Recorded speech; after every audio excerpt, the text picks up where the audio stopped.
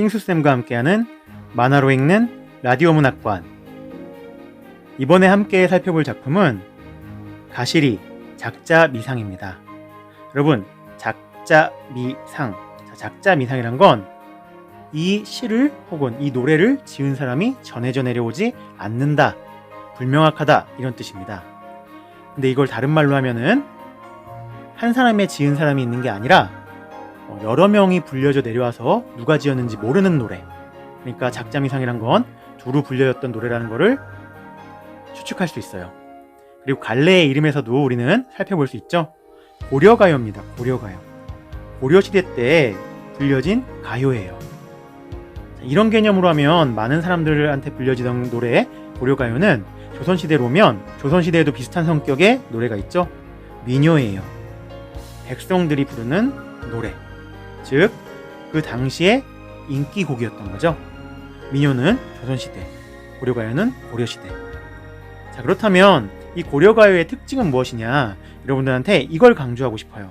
고려가요의 특징은요, 선생님이 다른 색으로 써볼게요. 보라색으로. 특징은 우리가 배우는 고전시가 중 거의 유일무이하게 평민층에서 귀족층으로, 그리고 시대를 넘어서 조선시대 양반층까지 즐겨 불렀던 노래라는 겁니다. 그런 의미로 굉장히 유의미한 거예요. 이렇게 아래의 저변의 문화가 상층부로 흘러가는 것으로는 유일하다고 볼 수 있거든요.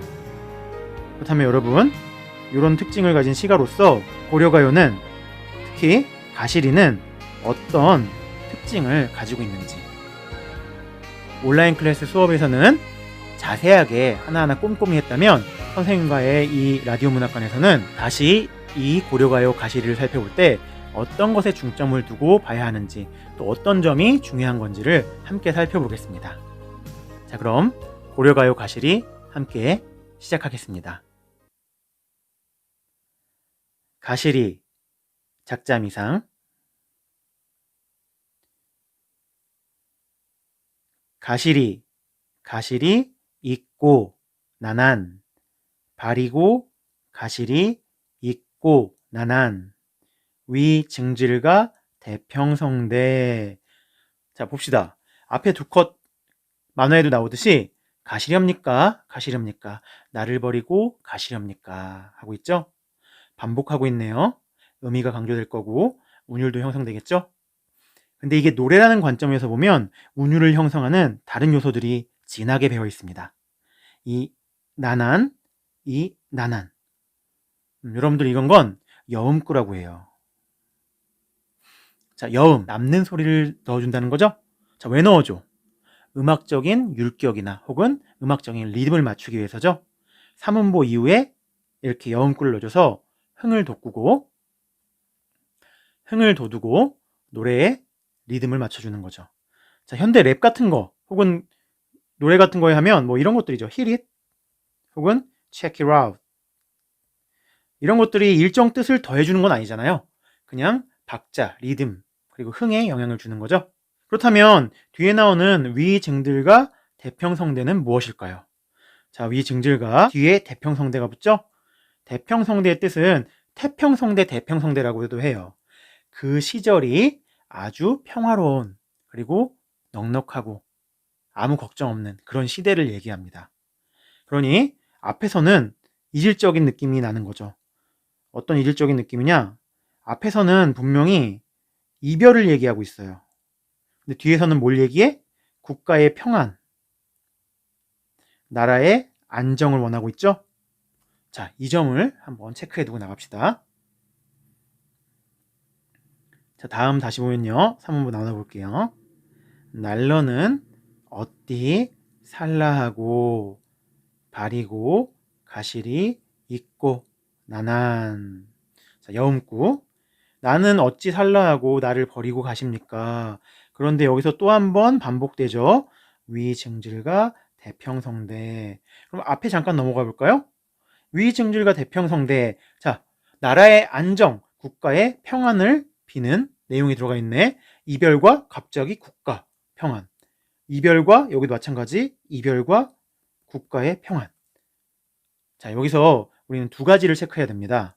요 위증질과 대평성대 이게 각 구절마다 반복되는 후크송, 현대로 말하는 후크송, 후렴구의 역할을 하고 있다는 거죠. 자, 반복하면 리듬감이 생길 거고 후렴구니까 내용을 딱딱 끊어주면서 정리하겠죠.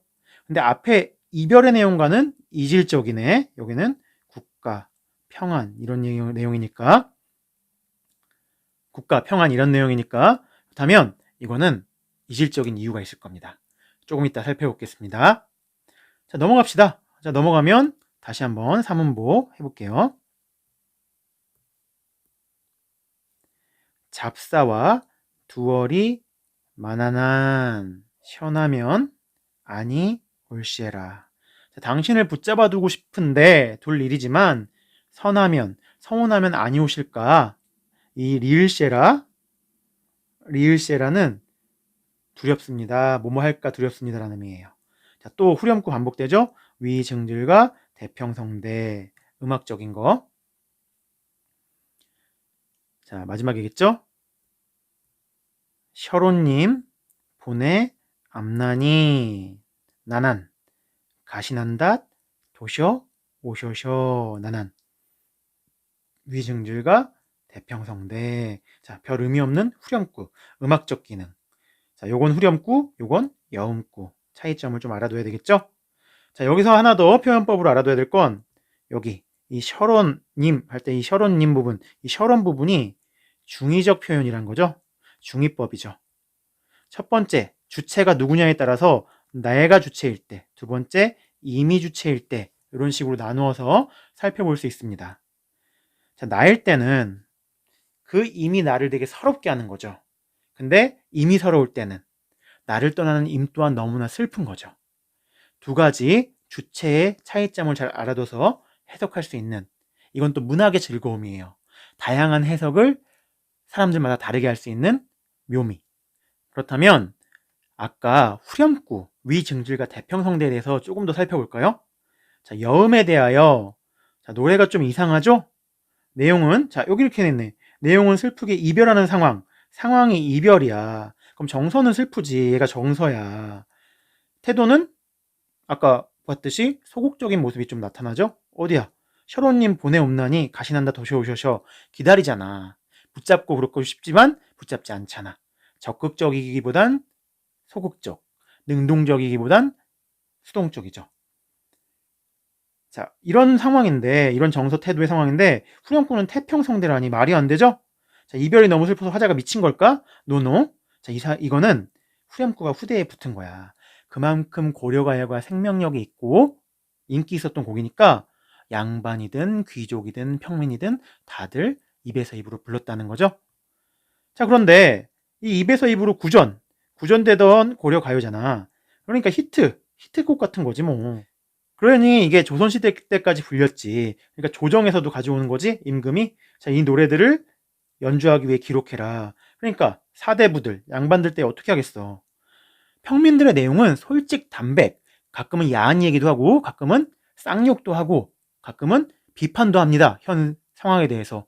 그러니까 이런 내용들을 생각하겠죠. 천박한데? 너무 야한데? 너무 욕이 많은데? 근데 우리 궁중에서 음악으로 연주하려면 악률도 맞춰야 되는데, 야, 그럼 이런 걸 끼워 넣자. 이런 건 삭제하고 이런 걸 플러스하자 해가지고, 자, 여기 나오네요. 예, 임금님 러브, 태평성대. 요렇게 앞에 노래 내용과는 관계없는 국가 관련된 그런 내용들을 넣고, 요렇게 내용이 있는데 반복되는, 근데 내용이 이질적인 것들을 우리는 후렴구라고 합니다. 그리고 진짜 의미도 별 의미도 없는데 중간중간에 리듬 박자 맞추게 되는 거를 여음구라고 하죠. 자, 여기는 이렇게 하고 있지만 우리는 두 개를 나누어서 생각해 볼 수 있습니다. 자, 이 제목 가실이죠? 가는 임에 대한 화자의 정서 태도를 여러분들이 캐치할 수 있으면 됩니다. 확인할 수 있으면 돼요. 자, 고려가요가 어떤 의의가 있는 갈래인지 알아야 되겠죠? 그리고 주제, 이별의 정한. 이 주제는 우리에게 계속 전통적으로 내려옵니다. 한이죠, 한.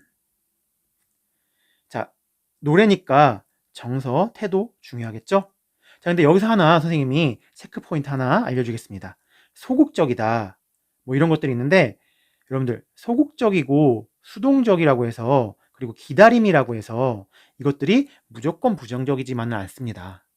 여러분들, 흑백 논리로 생각해서 현대 여성상 뭐 능동적이고 진취적이고 그리고 적극적 이런 것만이 과연 긍정적인 것이냐?